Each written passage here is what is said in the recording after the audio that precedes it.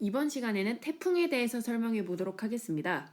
태풍은요, 커다란 열대 저기압이라고 생각하시면 되는데, 주로 태풍이라는 명칭을 쓰는 것은 북태평양 열대 해역의 서쪽에서 발생하는 열대 저기압을 태풍이라고 합니다. 이러한 거대한 열대 저기압은 북태평양 열대 해역 서쪽에서만 많이 발생한다는 이야기는 아니고요. 아래 그림을 보시면 태평양의 서쪽에서 발생하는 열대 저기압들을 태풍이라고 부르는 것이고, 다른 지역에서는 다른 이름을 가지고 있습니다. 인도 대륙에서 발생하는 열대 저기압의 이름은 사이클론이고요. 그리고 아메리카 대륙 쪽에서 발생하는 열대 저기압의 이름은 허리케인이라고 합니다. 그런데 그 중에서도 태풍이라고 하는 것은 태평양 해역의 서쪽에서 발생하는 열대 저기압들을 태풍이라고 하는 것입니다. 이러한 태풍의 구조를 한번 보시면, 먼저 위에 있는 사진부터 보시면요, 열대 저기압이기 때문에 지금 반시계 모양으로 구름들이 중심을 향해 이렇게 들어가고 있는 형태로 되어 있다는 것을 우리가 볼 수가 있습니다. 그리고 한 중간에 지금 이 구역에는 구름이 없는 것을 볼 수가 있는데요. 바로 이 한중간에 구름이 없는 부분을 태풍의 눈이라고 이야기합니다. 이러한 태풍을 세로로 잘라서 그 단면을 한번 아래쪽에서 보시면요, 이렇게 중심부로 갈수록 구름이 두터운 형태로 태풍은 되어 있다는 것을 알 수가 있는 거고요.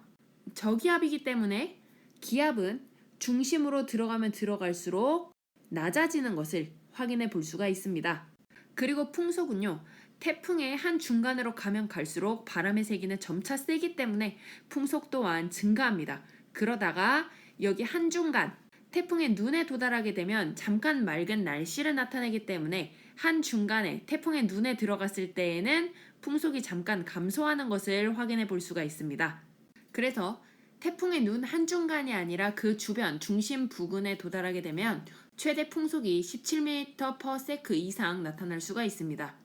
태풍의 에너지원은요, 수증기가 응결되는 과정에서 방출되는 열 에너지인 잡열입니다. 이게 무슨 말인지 한번 알아보면요, 태풍은 열대 지역의 비교적 뜨거운 바다에서 형성이 될 수가 있습니다. 이렇게 더운 바다에서는요, 굉장히 증발하는 양이 많겠죠. 그러면 증발한 더운 공기는 위로 올라가게 됩니다. 그럼 위로 올라가서 무엇이 되겠습니까? 그렇죠, 구름이 되겠죠. 그런데 수증기가 구름이 되는 과정에서 무엇이 나타나게 되냐면 주변으로 열이 빠져나가게 됩니다.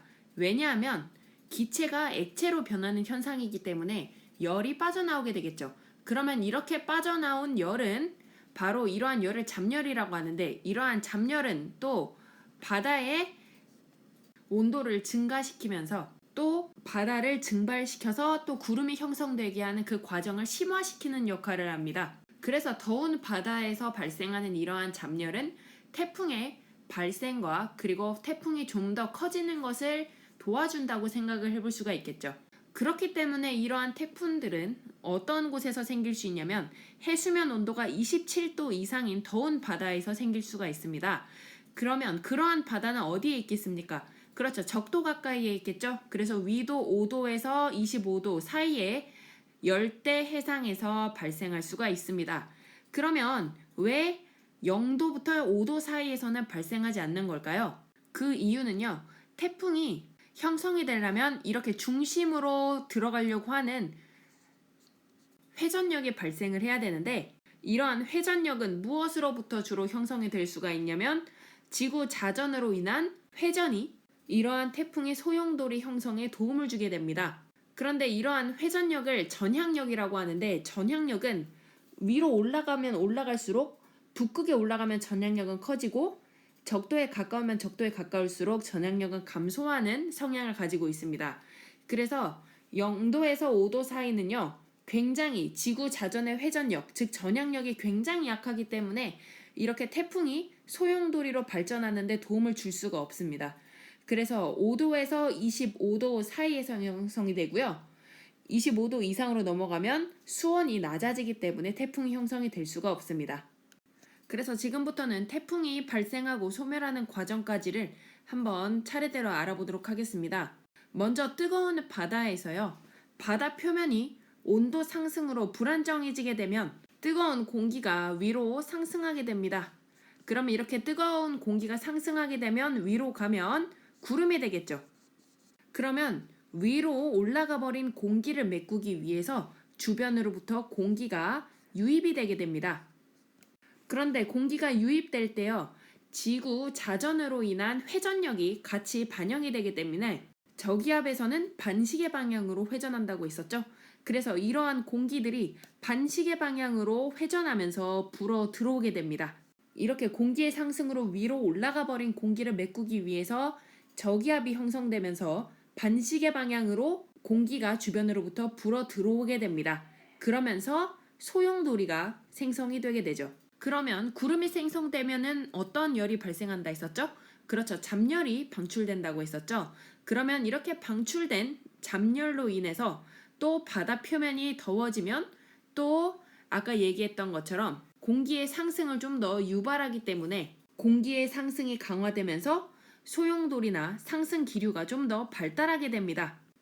그래서 옆의 모습을 보시면요, 이런 소용돌이 때문에 상승하는 공기가 반시계 방향으로 이렇게 회전하면서 위로 상승하는 것을 볼 수가 있습니다. 그럼 이렇게 또 상승하는 공기가 위로 올라가면 또 구름이 되고, 구름이 되면 잡열을 방출해서 또 다른 공기의 상승을 유발하게 되겠죠. 그러면서 태풍이 점차 심화되게 됩니다. 그렇게 태풍은요, 반시계 방향으로 회전하면서 위로 점차 공기가 상승하게 됩니다. 그렇게 반시계 방향으로 회전하면서 위로 상승하다가 구름이 되겠고, 그래서 우리가 흔히 아는 구름이 반시계 방향으로 중심으로 끌려가는 모습이 형성이 되게 되는 것입니다. 이렇게 공기가 계속해서 위로 상승하다가 대륙권 계면에 도달하게 되면요, 더 이상 위로 올라가지 못하게 됩니다. 그러면은 중심에 모여버린 공기가 더 이상 갈 곳이 없어지게 되는 것이죠. 그래서 어떻게 되냐면 중심 부근에 모여버린 공기는 위에서 더 이상 갈 곳이 없기 때문에 중심에서 아래로 내려가려는 기류가 형성이 되게 됩니다. 바로 하강기류가 발달하게 되는 거죠. 이렇게 하강기류가 발달하게 되면요, 그 구간에는 구름이 생길 수가 없어지기 때문에 그 한중간에만 맑은 날씨가 나타나게 됩니다. 그렇게 형성된 태풍의 구조가 무엇이겠습니까? 그렇죠. 바로 한중간에 생긴 태풍의 눈 구역이 이렇게 형성이 된다는 것이죠. 이렇게 태풍의 눈에서는 하강기류가 발달하고 있기 때문에 구름과 바람이 없는 고요한 상태가 일시적으로 나타나게 됩니다. 그래서 이러한 태풍의 단면도를 보시면 양 옆에서는 이렇게 상승 기류가 위로 이렇게 발달하고 있는데 한 중간에서는 하강 기류가 발달하고 있는 것을 볼 수가 있죠.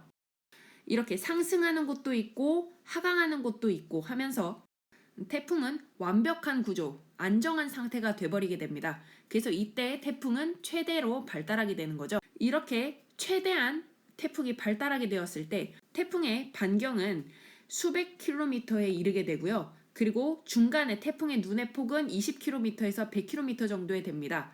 그래서 주변에서 이 부분에 내가 있었다면 굉장히 비바람이 심하고 강한 바람이 분다면 잠깐 한중간 태풍의 눈 구역에 도달하게 되면 그때는 잠깐의 맑은 날씨를 보이게 되는 거죠. 그러면 이러한 태풍은 언제 소멸하게 되겠습니까? 그렇죠. 지금 그림에서 보는 것처럼 이 태풍이 지금 육지로 도달하니까 점차 사라지고 있는 것이 보이죠?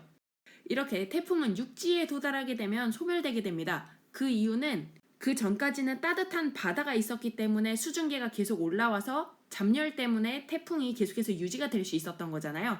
그런데 이제 육지에 올라가게 되면 해수에서 공급받은 수증기와 열이 급격하게 감소하게 됩니다. 그리고 대륙으로 올라가게 되면 마찰이 굉장히 심해지기 때문에 풍속 또한 약해지게 됩니다. 그렇게 태풍은 소멸되게 됩니다. 이렇게 태풍이 처음 생기고 소멸되기까지 걸리는 시간은요, 대략 7일에서 10일 정도가 됩니다.